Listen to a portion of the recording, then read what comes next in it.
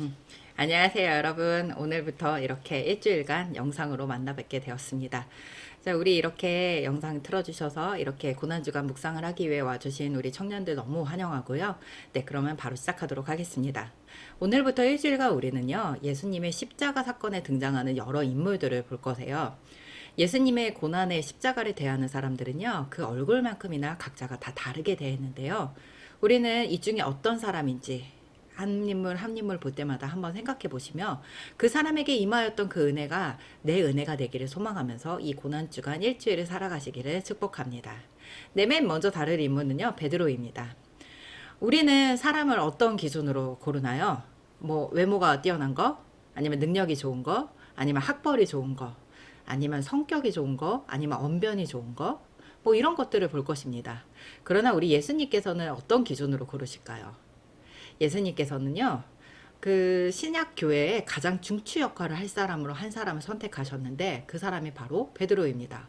그런데 너무 의아하게도 베드로는 외모가 좋은 것도 아니었고요.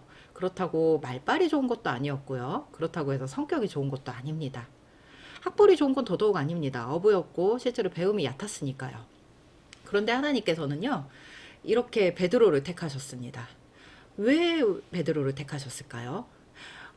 제가 보기에는요, 베드로는 그 예수님께서 십자가에 잡히시는 그 날, 그러니까 전날에 이렇게 예수님께서 체포당하실 때 칼을 들어가지고 대제사장 종의 그러니까 말고의 귀를 베버리거든요. 되게 과격한 사람입니다. 그렇기 때문에 어떻게 보면 저 같으면 이런 베드로를 선택하지 않을 것 같아요. 그런데 하나님께서는 저와 너무 뜻이 다르시고 그리고 하나님의 그 영원하신 지혜 안에서 베드로를 선택하셨고 그 선택은 우리 베드로의 사역을 보면 우리가 알 수 있지요. 그 베드로를 택하셔서 베드로를 부르셔서 베드로를 이끌어 가시는 이 모습을 보면서 특별히 베드로가 십자가를 대했던 그 사건들, 십자가를 대했던 그 방식들을 통하여서 우리가 한번 묵상해 보기를 원합니다. 예수님께서 체포당하실 때 일입니다. 예수님께서 체포당하실 때 베드로는 바로 그 근처에 있었어요. 그래서 이제 그 칼을 휘둘러 갖고 말고의 길을 베기도 했고요. 그런데 예수님께서 체포당하셔서 이제 이렇게 쭉 끌려가실 때 그곳을 멀찍이 따라갔습니다.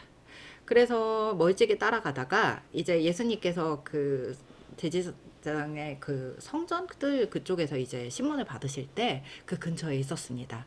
이 이야기가 마가복음 14장 66절에서 72절까지 자세히 나와 있습니다. 그때 베드로는 이제 모더풀 근처에서 불을 쐬고 있었는데 그때 대제사장의 여종이 하나가 와서 물어봅니다. 너도 나다른 예수랑 같이 있었는데? 그러자 베드로가 바로 부인을 합니다. 나는 내가 무슨 말하는지를 모르겠다. 그리고는 자리를 피했습니다. 그러자 이번에는 여종이 또 다시 이야기를 합니다. 아니야, 이 사람은 예수의 도당이다. 그러니까 베드로는 또 부인을 합니다.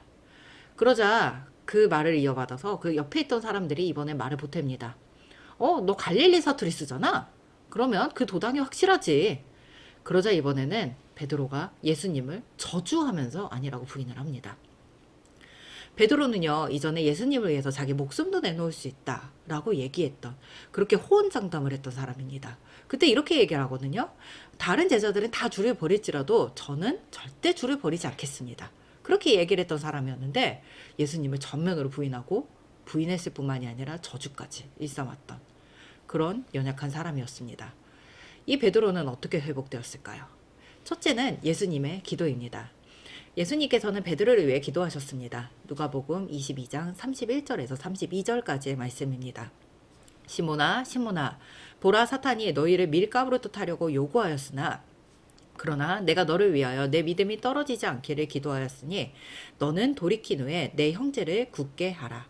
이런 예수님의 기도 덕분에 회복을 하였습니다. 둘째는요, 예수님의 사랑이었습니다.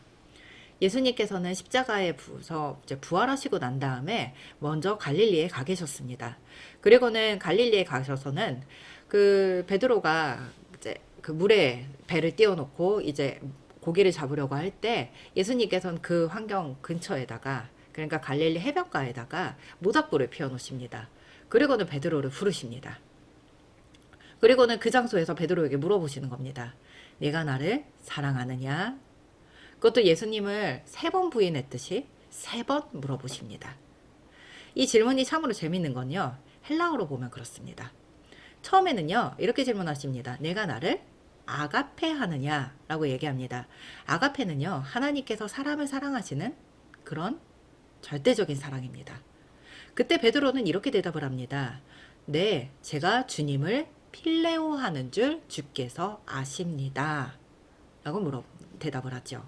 필레오는요, 스승과 제자 사이에 있는 존경의 감정을 지칭하는 용어입니다. 그러자 예수님께서는 다시 물어보십니다. 네가 나를 아가페 하느냐? 그러자 베드로가 대답합니다. 네, 저는 주님을 필레오하는 줄 주께서 아십니다. 그러자 이번에 예수님께서 세 번째로 물어보십니다. 네가 나를 필레오하느냐? 그러자 베드로가 대답합니다. 네, 제가 주님을 필레오하는 줄 주께서 아십니다. 그런데요, 이 문장은 헬라어로 기록이 됐다 그랬잖아요. 그러면 예수님과 베드로도 헬라어로 대화했을 것 같죠? 근데 실제로는 아람어로 나눈 대화입니다. 예수님과 그 12제자들은 주로 사용하던 언어가 아람어였거든요. 그런데 아람어에서 사랑은요, 한 가지 단어밖에 없습니다. 뭐 필레오, 아가페 이렇게 나눠져 있는 것이 아니고요. 사랑이라고 하면 단어 하나밖에 없습니다. 즉 한국의 한국어 번역 성경대로 내가 나를 사랑하느냐?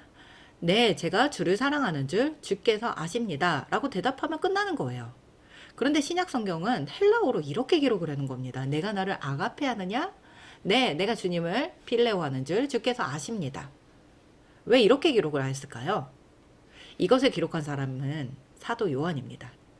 요한은요, 베드로랑 같이 사역했던 사람이자 이때 베드로와 예수님께서 나누었던 대화를 옆에서 생생하게 목격한 사람이었습니다.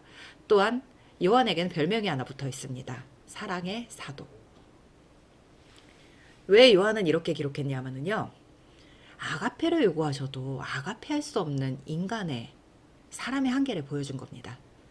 우리는요, 하나님을 아가페 할 수 없습니다. 우리의 한계가 그래요. 우리는요, 하나님을, 예수님을 필레오할 수밖에 없는 그런 한정적인, 어떻게 보면 그런 연약한 사람입니다. 그런데 예수님께서 마지막에 이렇게 물어보시죠. 내가 나를 필레오 하느냐? 우리의 연약함 한계를 인정하시고 거기까지 요구하시는 그 부분을 볼 수가 있는 겁니다. 그리고 나서 예, 내가 주를 필레오 하는 줄 주께서 아십니다. 내 양을 먹이라. 부족한 가운데서 하나님께서 인도하시고 베드로에게 그래, 내가 나를 필레오 하는 줄 내가 안다. 그렇지만 내가 나머지는 채우겠다. 하시는 거예요. 그것을 지금 사도 요한이 자세히 기록을 해놓은 겁니다. 헬라어로 번역을 하면서 필레오, 아가페를 사용해서 이 대화의 의미를 좀 더 풍성하게 하고 있는 겁니다. 그가 만난 예수님의 사랑은요, 무리한 걸 요구하시는 사랑이 아닙니다. 우리의 부족함을 채우시는 사랑이고요. 우리의 부족함을 은혜로써 채우시는 사랑이신 겁니다.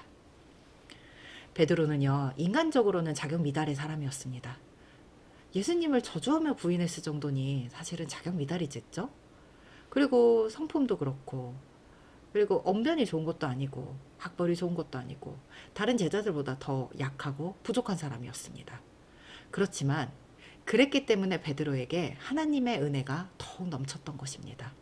하나님의 은혜만이 베드로를 일으켜 세울 수 있었고, 그 베드로가 결국은 정말 신약 성경의 그 초대 교회를 세우는 목회자가 될 수가 있었던 겁니다. 왜요? 베드로의 능력으로요? 예수님의 능력으로요. 예수님의 능력으로 할 수밖에 없었다라고 고백할 수밖에 없는 인물이 베드로였기 때문입니다. 우리가 그렇습니다. 우리는 연약합니다. 우리는 부족합니다. 우리는 할 수 있는 게 없어요.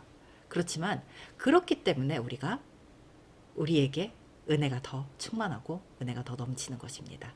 우리가 이 사실을 오늘 묵상하면서 베드로에게 만나 주셨던 하나님, 내가 죄 가운데 있을지라도, 내가 부족한 가운데 있을지라도 그런 나를 회복시키셨던 예수님의 은혜가 내게도 있기를 원합니다. 나는 하나님을 아가페할 수 없고 필레오할 수밖에 없지만 나의 그 부족함을 책망하지 않으시고 나에게 오셔서 은혜를 나눠주시는 그 예수님의 사랑을 오늘 내가 만날 수 있도록 해주세요.